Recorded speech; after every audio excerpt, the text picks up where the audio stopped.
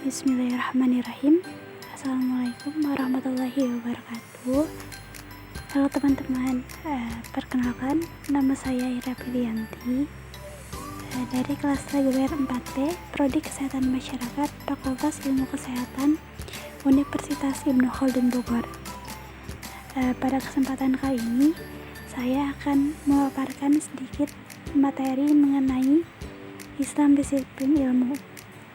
Jadi, video kali ini bertujuan untuk memenuhi tugas UTS mata kuliah ID Kesehatan. Nah, sebelum masuk ke pembahasan, ada 8 poin yang akan dibahas. Yang pertama itu pengantar ID Kesehatan. Yang kedua, model Islamisasi ilmu kesehatan. Yang ketiga, manusia sehat perspektif Islam. Yang keempat, konsep manusia sehat holistik perspektif Islam. Yang kelima, ketiga perspektif Islam. Yang keenam, promotif, preventif, kuratif, dan rehabilitatif perspektif Islam. Ketujuh, kesehatan nutrisi dalam Islam. Dan yang terakhir, kedelapan, ada kesehatan individu atau personal hygiene.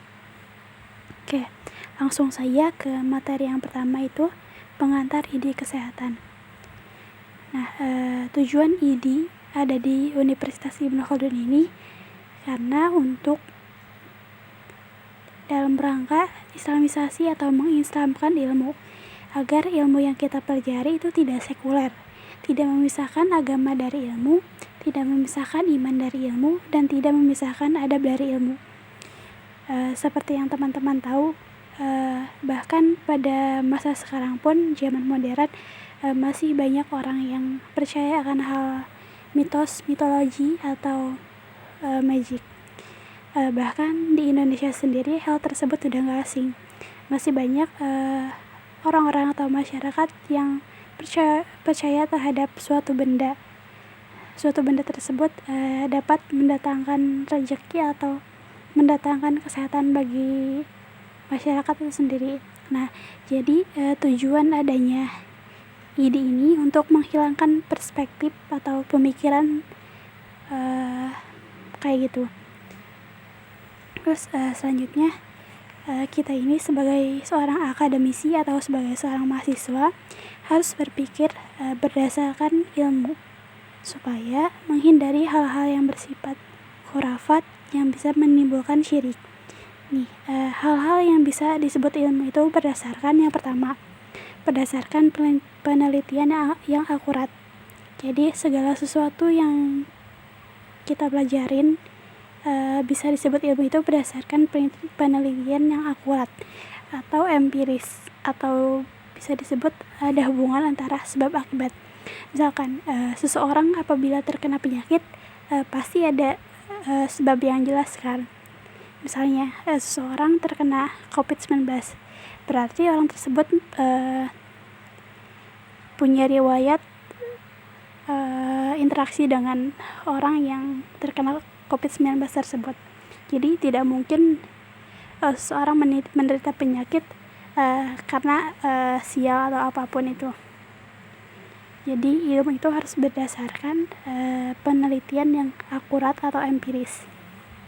Terus yang kedua, ilmu itu harus berdasarkan wahyu.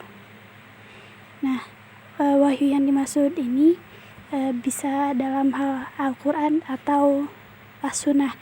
Jadi ilmu yang kita pelajari atau hal apapun yang kita pelajari saat ini harus ada kaitannya dengan Al-Quran atau wahyu yang diturunkan.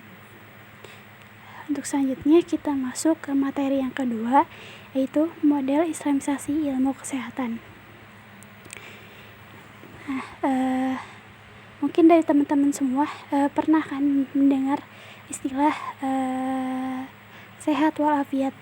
Jadi kata tersebut tuh istilah kesehatan menurut Islam. Jadi sihah itu artinya bersifat fisik atau biologi, dan afiah itu bersifat mental dan psikologis. Jadi yang disebut sehat walafiat tuh sehat secara fisik dan mental. Ciri-ciri mukmin yang kuat itu pilarnya terintegrasi secara sehat fisik maupun psikis. Jadi seseorang yang dikatakan sehat berarti harus sehat secara fisik maupun psikis. Di antara keduanya itu harus seimbang. Terus yang ketiga itu dalam menjaga kesehatan kita juga harus melihat perspektif suci baik dari hadas dan lainnya. Yang keempat, sehat dalam Islam menimbulkan keberkahan. Kenapa? Karena ketika seseorang sehat berarti dia punya waktu untuk berkegiatan, punya waktu yang produktif, sehingga menimbulkan hal-hal kegiatan yang bermanfaat untuk dirinya sendiri. Yang ketiga, kita masuk pembahasan yang ketiga, itu manusia sehat perspektif Islam. Di sini ada beberapa poin penting. Yang pertama itu, dalam perspektif Islam, orang disebut sehat kalau jasad dan rohaninya dalam keadaan sehat. Seperti yang dibahas materi sebelumnya. Jadi seseorang dikatakan sehat apabila jasad dan rohaninya dalam keadaan sehat pula. Jadi harus seimbang. Terus yang kedua, apabila jiwa seseorang sehat, maka perilakunya pun akan baik. Karena apabila seseorang yang jiwanya tidak sehat atau jiwanya terganggu, maka aktivitas apapun akan terganggu. Misalnya ketika seseorang merasa stres atau sedang dalam masalah, pasti terkadang pikirannya pun tidak jernih, sehingga menimbulkan perbuatan yang kurang baik. Terus yang poin ketiga itu ada hati yang sakit disebabkan oleh perspektif jiwa yang bermasalah. Jadi erat kaitannya antara hati dan jiwa. Jadi apabila hatinya sakit, maka perspektif jiwanya pun akan bermasalah. Terus yang poin keempat itu, yang menyebabkan penyakit hati adalah salah satunya karena hawa nafsu dan mempertuhankan benda mati. Jadi tidak dibungkir gitu, ketika seseorang terlalu mengikuti hawa nafsu, maka dia akan memiliki rasa tidak puas itu. Jadi dia tuh selalu ingin lebih dan lebih. Contohnya manusia yang menginginkan harta gitu. Ketika seseorang itu sudah mendapat targetnya, terkadang dia tidak merasa puas, jadi ingin terus dan terus. Jadi hawa nafsu ini bersifat tidak merasa puas, jadi ingin terus menerus dan mempertuhankan benda mati. Nah, mempertuhankan benda mati ini lebih condong ke sifat sombong. Misalkan seseorang punya rumah mewah atau mobil, jadi dia tuh terlalu mengagungkan apa yang dia miliki, terkesan sombong. Padahal segala sesuatu yang dia miliki saat ini itu sejatinya hanya titipan dari Allah Subhanahu wa Ta'ala. Yang keempat, materi keempat tentang konsep manusia sehat holistik perspektif Islam. Ada 2 poin di sini. Jadi yang pertama itu, salah satu faktor yang merusak kesehatan jiwa adalah karena dosanya. Jadi salah satu faktor yang merusak kesehatan jiwa adalah karena dosanya. Jadi seseorang itu terlalu banyak berbuat dosa sehingga dosa-dosa yang menumpuk di hatinya itu menghilangkan cahaya hidayah. Jadi susah untuk mendapatkan nasihat, susah untuk mendapatkan hidayah. Jadi terkadang orang-orang yang dosanya banyak atau orang-orang yang banyak berbuat maksiat itu terkadang hatinya keras, susah untuk diberi nasihat atau apapun itu. Terus yang kedua, salah satu faktor yang merusak kesehatan jiwa adalah keliru dalam mencari figur yang dapat menyesatkan. Biasanya ini tuh idola. Misalkan kita mengidolakan seseorang atau public figure atau artis itu, di mana apabila kita mengidolakan manusia, pasti ada saja celah untuk tidak baiknya, karena kan sifat manusia sendiri masih banyak kurangnya. Jadi jangan sampai kita mengidolakan seseorang tapi kita sendiri dapat terjerumus ke dalam hal-hal yang buruk gitu. Yang selanjutnya, materi kelima mengenai ketiga perspektif Islam. Ada 5 poin yang penting dari ketiga perspektif Islam ini. Jadi dalam ketiga perspektif Islam ini harus memenuhi poin-poin tersebut. Yang pertama itu, ketidak dalam Islam tidak hanya ditinjau dari segi fisik, tapi juga dari segi agama. Jadi seseorang atau perusahaan yang memperkerjakan karyawannya harus selain menjamin kesehatan fisiknya, dia juga harus menjamin hubungan antara dia dengan Tuhannya. Jadi tidak jarang pula ya kita temui bahwa pekerjaan zaman sekarang itu sulit untuk beribadah. Jadi waktu beribadahnya itu sedikit banget, bahkan ada yang tidak diberikan kesempatan untuk beribadah. Nah, di sini tuh jadi ketiga dalam perspektif Islam itu harus menyediakan harus menjamin si pekerjanya itu hubungan antara dengan Tuhannya itu baik. Terus yang kedua, ada ketiga dalam Islam harus menjamin keselamatan nyawa dan kesehatan pekerjanya.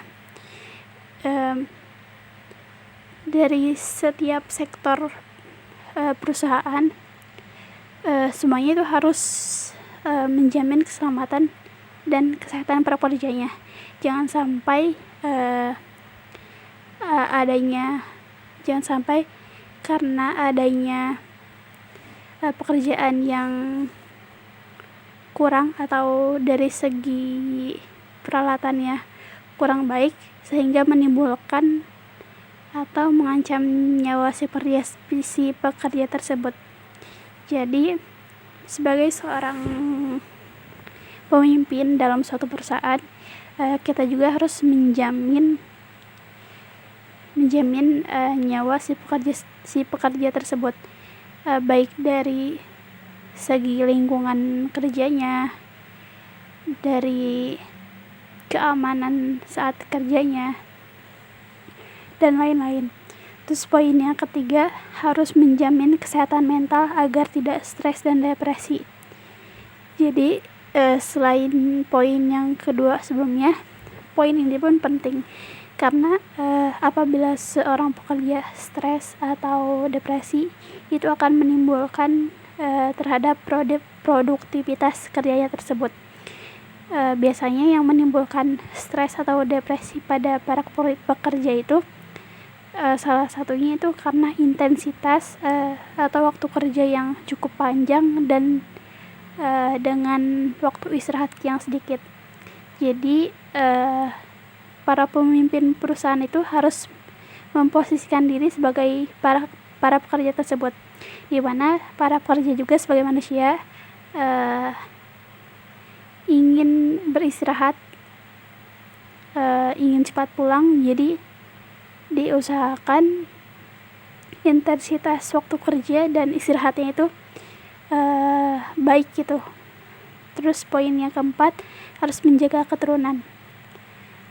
Maksud dari menjaga keturunan ini, jangan sampai karena pekerjaan ini seseorang tersebut memiliki masalah keluarga, misalkan kayak berselingkuh dan lain-lain.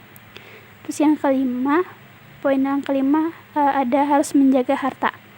Maksud dari poin ini itu artinya, jadi sebagai seorang pemimpin, kita pun harus memperhatikan upah atau gaji yang kita berikan terhadap pekerja tersebut. Jangan sampai kita menzolimi para pekerja dengan tidak membayar upah para pekerja. selanjutnya materi yang keenam mengenai promotif, preventif, kuratif, rehabilitatif, perspektif Islam. Nah, dalam materi ini ada 3 poin penting.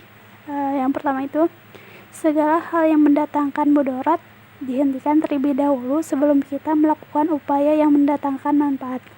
Jadi, misalnya ketika seseorang hendak hijrah atau berubah menjadi lebih baik, hendaknya perbuatan-perbuatan yang buruk itu ditinggalkan terlebih dahulu. Misalnya kita ingin hijrah, terus kita tuh mulai meninggalkan kebiasaan-kebiasaan buruk kita, mulai meninggalkan teman yang emang sekiranya memiliki pengaruh buruk bagi kita.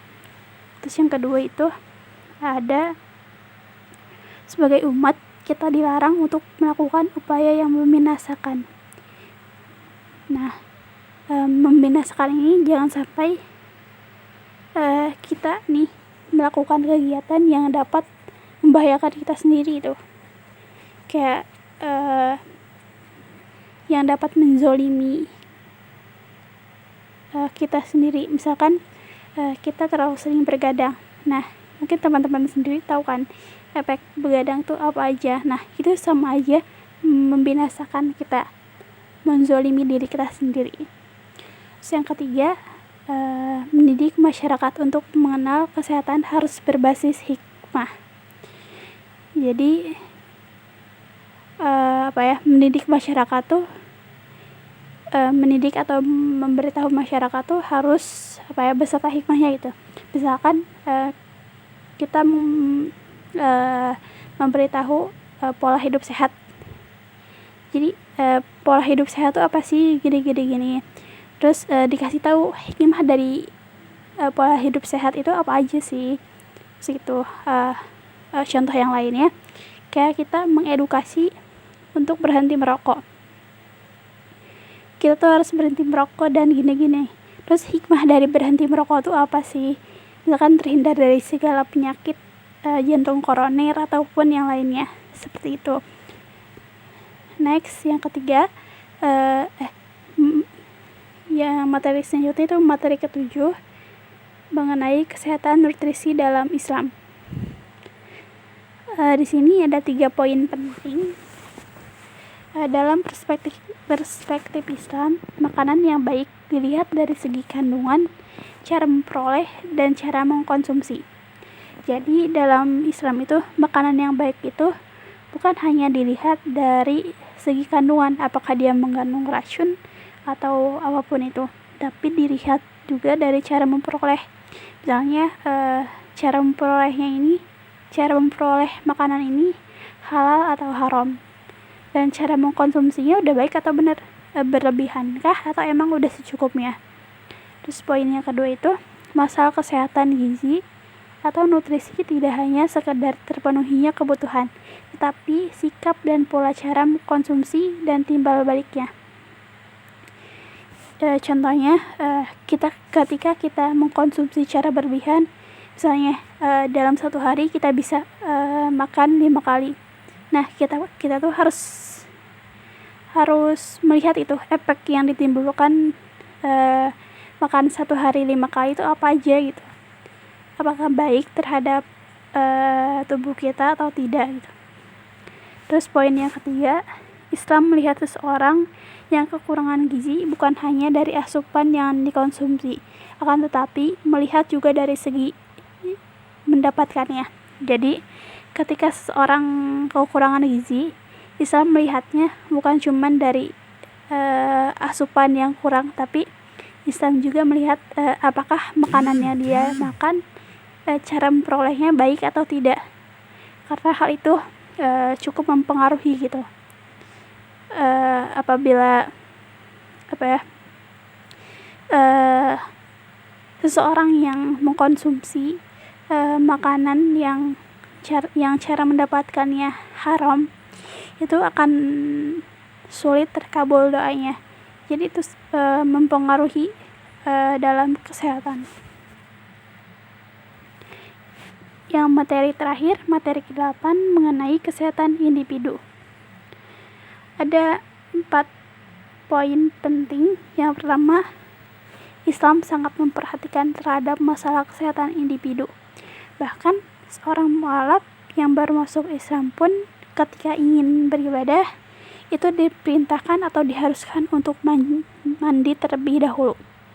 Yang kedua, orientasi kebersihan individu mencakup jasmani dan rohani. Jadi kebersihan individu tidak hanya melihat dari jasmani maupun rohaninya juga. Terus poin ketiga, hidup suci dan bersih sebagian dari iman. Sebagai yang teman-teman tahu, bersih sebagian dari iman. Nah, jadi gak cuman bersih aja nih, tapi hidup suci pun sebagian dari iman. Poin yang keempat, fitrah dalam Islam ada 5.